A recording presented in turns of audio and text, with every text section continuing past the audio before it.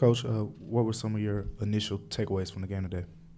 I thought it was our best game so far, which is obviously a good trend for us. Our shot quality was much higher than in the previous two games. I thought we created a ton of open looks and we're a bit unlucky not hitting those, but we were doing a good job on the offensive boards. We were giving up a lot at our in our own paint. We allowed again a ton of paint points, something we can do a better job of.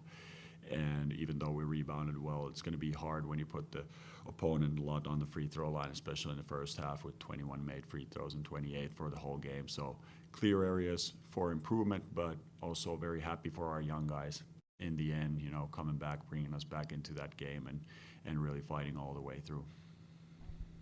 Coach, you addressed the paint scoring by the Hawks, 68 points. I know you're down, several of your bigs that can make an impact on that side, but what do you do to address that and correct that until they get healthy? Yeah, that's one of the also specific challenges that the Hawks present to teams because they have sharpshooting big men also who can drag the primary rim protection out, and some of that is we got to do a better job at the point of attack. Too many straight line drives, getting to the rim too easily, and then the rotations behind this, stepping up early enough also when you're playing an athletic team like the Hawks, and then the rotations got to be in place then to help the helper also. So it is part taking pride in the individual defense and improving the ability there, but also being better connected. How encouraging is it to just see your team go down almost 20 yet still continue to compete throughout the entire game? Well, we need that to be the identity of the team, and it doesn't matter at which moment in the game we should be given everything we have. That's what everybody, the whole fan base and everybody in the team deserves, and the whole club. So that's what we want to represent, and it's happened in a couple of games right now that we played better in the second half. I think we just got to get used to the level of the NBA with some of our young guys, but I'm happy that we're making progress. Coach, when Cedric Howard was in college, low post up was his major play type. But during this game, in the first three quarters, the Hawks relied on small guards like Trae Young, Luke Kennard guard him, but he just stay in the corner. So how will you use his physicality to build an advantage, especially in a mismatch in the future? I'm not sure if I see it the same way. I thought he did a pretty good job being very physical, even off of transition, getting those early post-ups. Luckily, he got, I think, one offensive foul. One time got fronted from there. I think he got to the free throw line. He's a very physical wing, and that's something if other teams try to hide smaller guards on him, which they a lot of times look to cross-match the bigger wings onto our creators.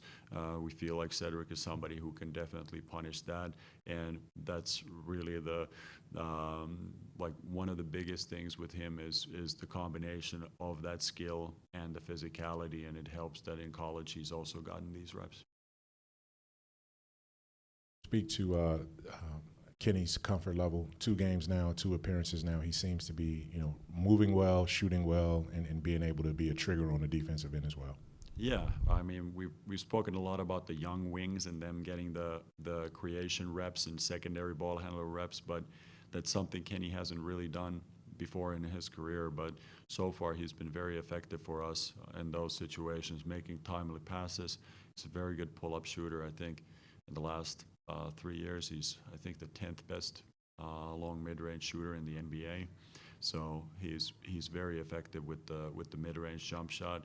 He brings experience that and poise in those situations. He doesn't force anything, and I think he's an easy player to play with. And then on the other end, defensively, he's very versatile. He can play in the protection as a guy who roams, or then at the point of attack. And just like everybody else, he's still not in full game shape, but moving very well towards that, and has always been a very durable player who's played a lot of games every season with a lot of minutes.